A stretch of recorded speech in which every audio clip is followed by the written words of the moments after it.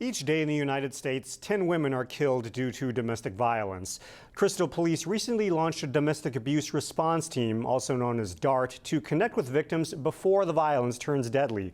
Alexandra Renslow sat down with Crystal Officer Tracie Lee-Faust to find out how the program works.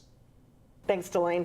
Tracie, when police go out to a domestic abuse report, that is really when this DART, or Domestic Abuse Response Team, kicks in, it sounds like. Can you explain exactly what happens with this team and what they do?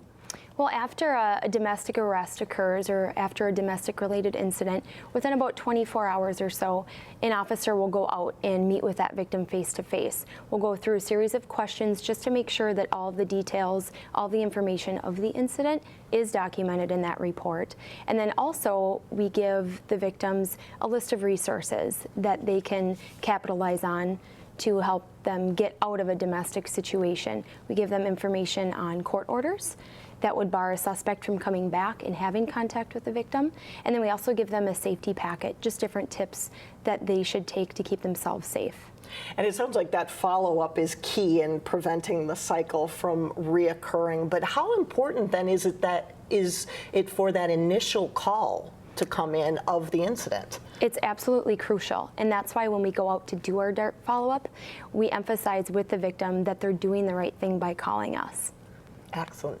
And tell me, ultimately, this program is less than a year old. Are you starting to see some results? Do you have any statistics in terms of domestic abuse cases in Crystal?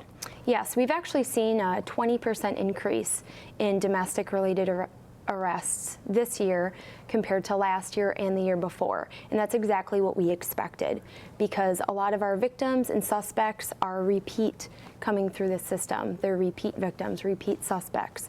And so now the victims are actually calling us instead of just covering the incident up. So you're seeing an uptick right now because people are getting more comfortable calling in. Ultimately, hope that goes down. Yes, yes. We'll reevaluate next year, and hopefully we'll start to see a decrease in those numbers. Tracie Lee-Faust of the Crystal Police Department, thanks so much for joining us today. Thank you. Thanks for having me.